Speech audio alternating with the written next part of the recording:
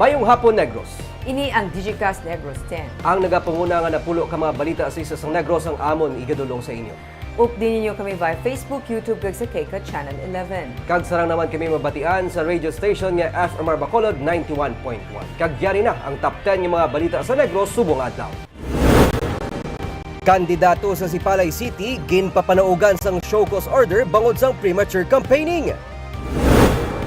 Bikers nagapangayo sang bulig sa pagkilala sa motorcycle rider nga nagtuyo magpamuno.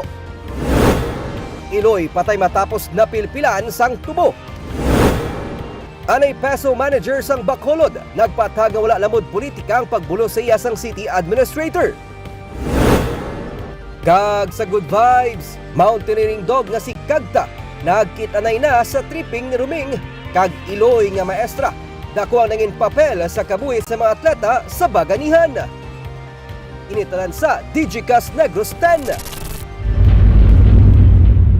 Sa number 10,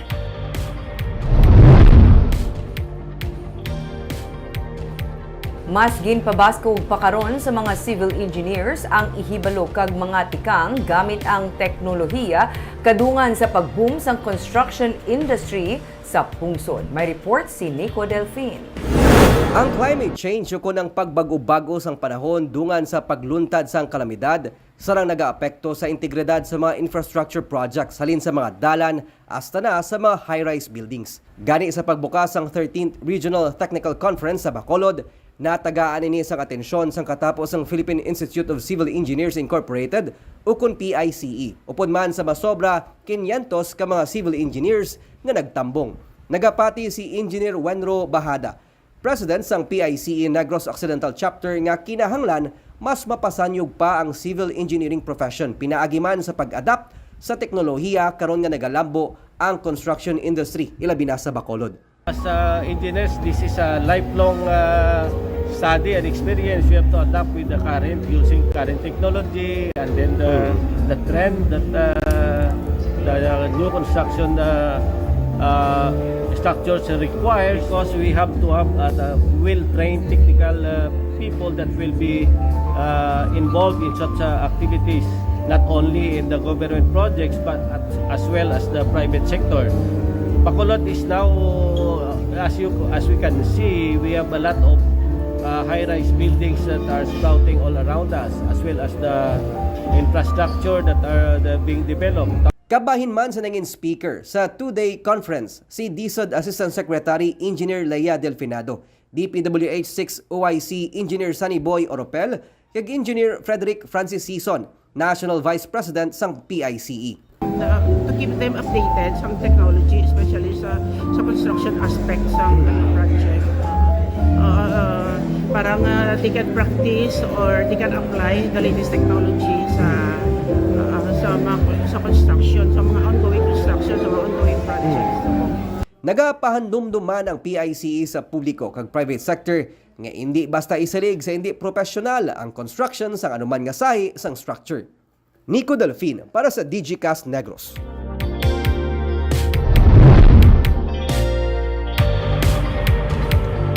Sa number 9, lalaki nga ginareklamo sang minor de edad nga nanghikap sang dughan nagpalapit na sa pulis agud magpatag.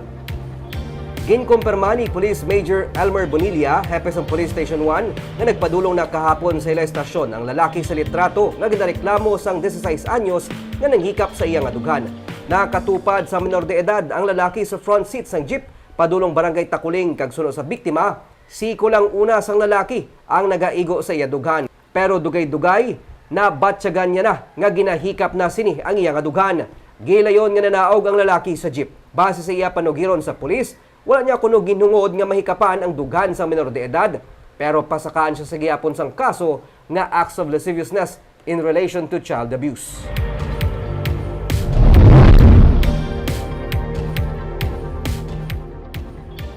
Sa number 8, Bacolod LGU ginatun-an ang pagpatukod sang kooperatiba agud tumabuligan ang mga traditional jeepney operators kag drivers. Hindi masarangan sa traditional jeepney operators ang kapital kag pati na mga requirements sa ginapatuman nga Jeepney Modernization Program sa Department of Transportation.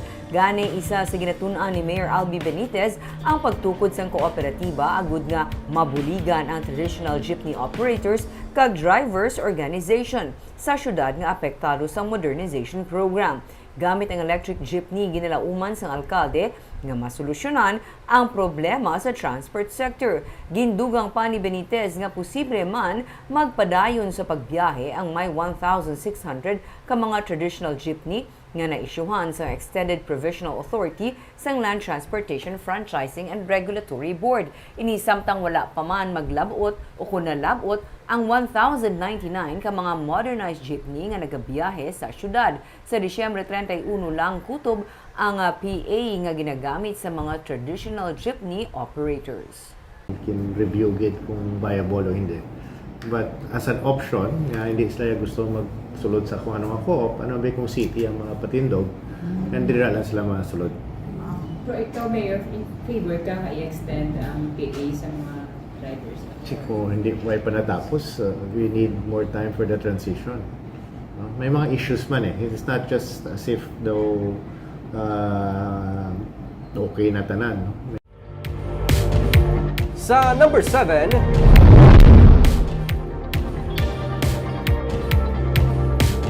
video sa isa ka motorcycle rider nga naghana sa pagpamuno sa mga bikers viral. Ginpost ni Jake Bilbao ang ini nga video sa tuyo nga makilala ang lalaki nga nagamotorsiklo para mapablatter sa PNP ang insidente. Makita sa video ang apat ka mga bikers sa dalanon sa barangay Kabatangan sa Talisay City. Okupado sang apat ang isa ka lane sang dalan. Gikan sa likod, malayo pa nagapanerbato na ang isa ka motorcycle rider. Nagsigi ini sa pagpanerbato nga nagpainit sa ulo sa mga bikers kag may nagsinggita na. Nainit ang motorcycle rider kag nagpondo. Nag-init ang ila pag sinabtanay. Tubtob nagkuha na sang kutsilyo ang motorcycle rider. Naghandos pa ini nga magpangbuno sang makapila ka beses. Ginpangitaan siya sang biker sang rehistro kag wala man sang plate number ang iya motorsiklo. Naglawig ang binaisay, tubtob naghangkatanay na sang tapungulay, pero sang ulihi nagbiya ang motorcycle rider. Sa caption sa post, nagapamangkot si Bilbao kung sino ang nakakilala sa mga rider kay kinahanglan nila ang identity sa pagpablatter sa PNP. Tamo mo extra highway na diyo. Highway. Hindi ka kita ang pakaliki nila. Hindi mo sa natuwa now.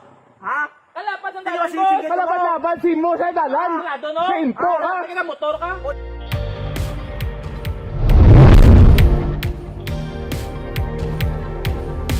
Sa number 6, ginapabaskog karon sa San Carlos City ang kampanya sini kontra dengue matapos may pagsaka sa kaso. Inisunod kay Joe Alingasang, Information Officer sa San Carlos City nga nagsilingman nga damlag pa gin-reactivate na sang syudad ang Dengue Task Force sini. Activated man ang Dengue Fast Lane. Damlag pa gin-report nga makaalarma pagsaka sang dengue cases sa Barangay Rizal. Nagpatigayo naman sang entomological survey upod ang Provincial Health Office Team Lamok para makatipon sa evidence-based findings sa vector o kun sa lamok. Ang San Carlos City sa September 23 nga report sa nga PHO ang may pinakataas nga kaso sang dengue sa probinsya, 140 cases kag 2 ka dengue deaths. Pero sa kabilugan nga report sa PHO, nagnubo sa 79.91% ang kadamuon sang dengue cases sa Negros Occidental kung ipaanggid sa kasubong man nga tion sa nagligad nga tuig. 7 naman ang ginreport na patay bangod sang dengue sa bilog nga probinsya.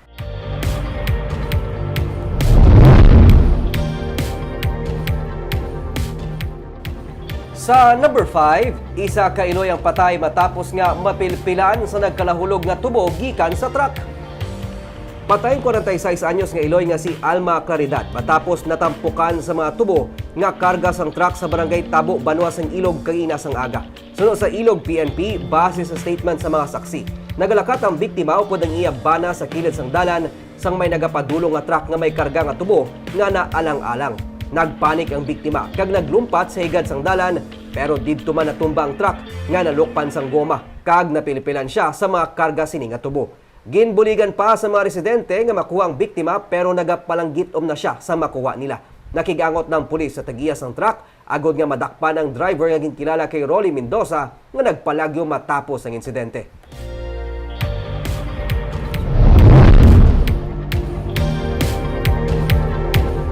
Sa number 4, 5 ka mga LGU sa Negros Occidental ang interesado sa pabahay program sa DSUD.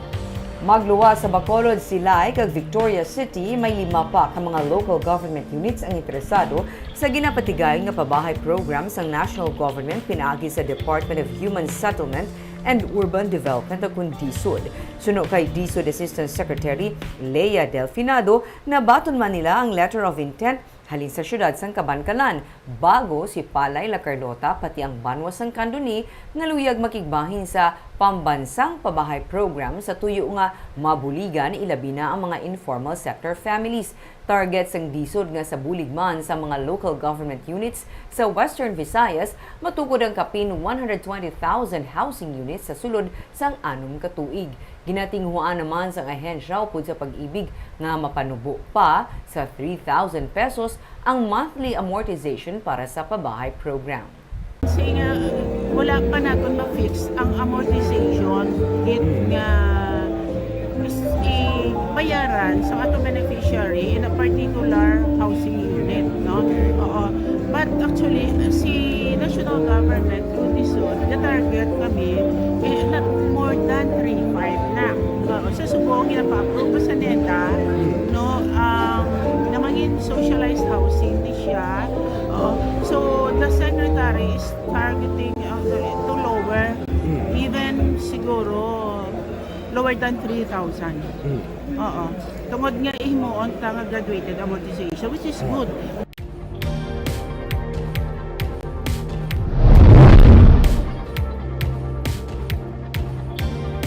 Sa number 3, Barangay Tabugon sa Kabangkalan City iga-assess kung bala nagakaangay nga ilakip sa Comelec Watches areas matapos man ang nagduntad nga encounter sa nagdigad nga simana.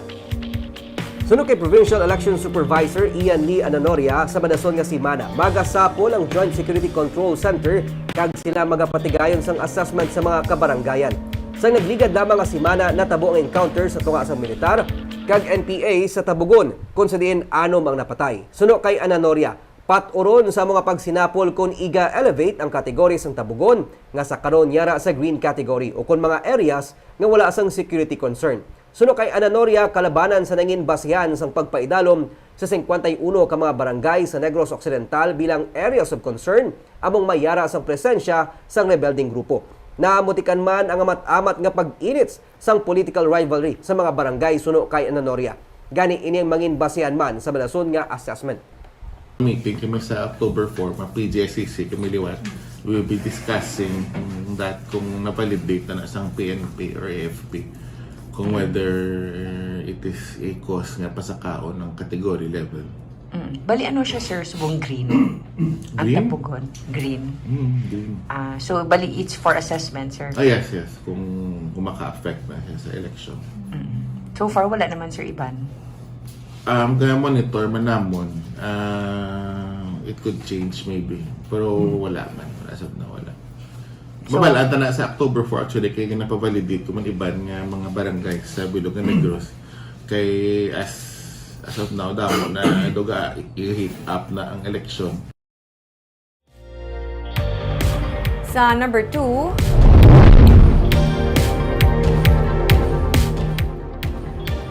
Anay Peso Manager nagklaro nga wala sang pamulitika ang pagbulos sa iya sang City Administrator. May report si Nico Delfin. Insigida nga mga bulos bilang Public Employment Service Office Manager sa Bacolod City si Administrator Pacifico Maghari III sandig sa memorandum maginpagwa ni Mayor Albi Benitez. Pathag ni Maghari, ginakinahanglan ang permanent position para sa Peso amo nga magluwas sa iya responsibilidad bilang City Administrator. Temporaryo siya nga magatalos kay Anay Peso OIC Jovelyn Canoy. Ini pagsunod man sa pagsulundan sang Department of the Interior and Local Government. Si Ma'am Jovelyn has been doing very well in Peso. So it will be, we look at it more of as a tandem, coordination of work. So ang mga day-to-day, she's also an executive assistant ni Mayor. So we will be working together ang nanantaw ko is other than we're complying with what the law states, but we're continuing and enhancing lang the operations of the office. Ginsiling ni Canoy nga hindi malipod nga ginamalisyahan ang pagtalo sa iya sa pwesto. Gani iya man niya ginaklaro nga wala asang pamulitika ang pag-ilis sa iya bangod magapabilin gihapon siya bilang coordinator sang PESO bilang executive assistant. Nagpasalig man siya nga hindi maapektuhan ang pagserbisyo sang opisina sa mga city scholars kag mga job applicants. And we cannot afford nga tungod lang sa dogin na malisyahan nga memo nga part man sang SGLG compliance naton mauntat ang pagserbisyo sang PESO kung sa diin amo giniyang alignment naton sa vision ni Mayor Alvin Benitez nga mas ulik doon ang unemployed sector kung diin tato mas makito ta. So far wala man dako nga changes, but I'll be working closely with, of course, Attorney Maghari. Ang Bacolod ang naging PESO Provincial Grand Winner sa Highly Urbanized City category sang 2023. Gani pareho man nga nagapasalig sanday Maghari kag Canoy nga malabawan pa ang nalabot nga kadalagan sang PESO Bacolod. Nico Delfin para sa DigiCast Negros. Kag sa numero 1 sa mga balita sa Negros subong adlaw.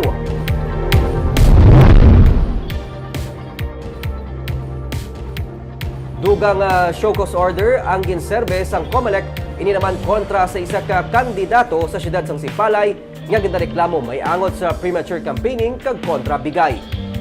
Sunod kay Attorney Ian Lee Analoria, ang Provincial Election Supervisor sang Negros Occidental, ang reklamo ang nagikan sa ila talatapan sa Manila kag silang nagserbe lamang. Sa nagligan nga semana, nagserbe man ang COMELEC Bacolod sang show cause order sa isa ka kandidato angot sa pagsupak sang premature campaigning. Magluwas sini nakabaton man sa reklamong COMELEC angot sa paglapas sa kontrabigay batok sa duwa pa ka mga kandidato sa siyudad sang Cadiz. Magluwas sa mga hotline suno kay Ananoria. Sarang man makabaton mismo ang talatapan sang COMELEC sa mga banwa kag siyudad sang reklamo may kangtanan sini nga eleksyon. Suno pa kay Ananoria, seryoso ang pamunuan sang COMELEC sa kampanya sini. Manila, kinahalin ang process na once may masaka, ato kay bala mo mayroon kami sa mga Facebook lang, mga emails. So, for validation, alin sa babaw, pakat sa dalong mo siya. That's for the show cause. Ang complaint niya, sir, lodged before the local election offices. Pwede na siya. So, amo na nabaton mo di, sir, local offices na Hindi, yan. ang halin sa babaw. Ang complaints. In fact, may mga 88. So, wala diya nga personal nga diri. Wala. Puro tanihan sa Manila.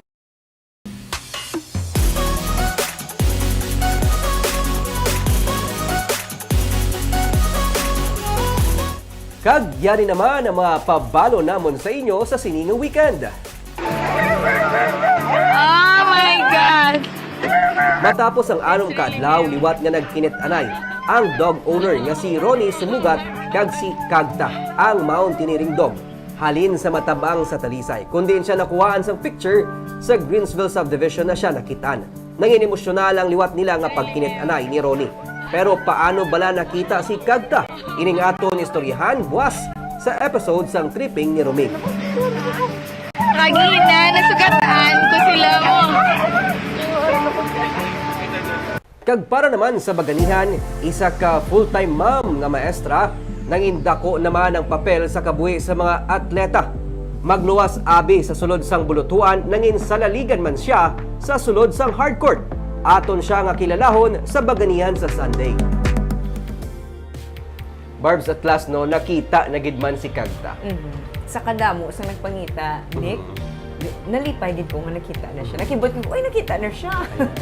Kag at least no, napamatudhan nga sa pagbuligay na may masaranggid nga malabot kag this proves nga nakita man si Kagta. Kag sa baganihan Barbs, ay saya ka maestra, nangin head coach sa basketball kag madamo na siya sang mga prospect kag mga estudyante nga napadayon ning ila pag-eskwela pinagi man sa basketball. So, bantayan ka na ang iyang story. Kagamuyad to mga balita sa Negros subong nga adlaw. Kay man sa panahon karon importante nga may ihibalo ka sa nagkakatabo sa imo nga palibot. Pero dapat balanse kag insakto mga impormasyon. Padayon kami nga magapangalagad sa Negrosanon. Ako si Barbara Mijares. Kag ako naman si Nico Delfin. Happy weekend!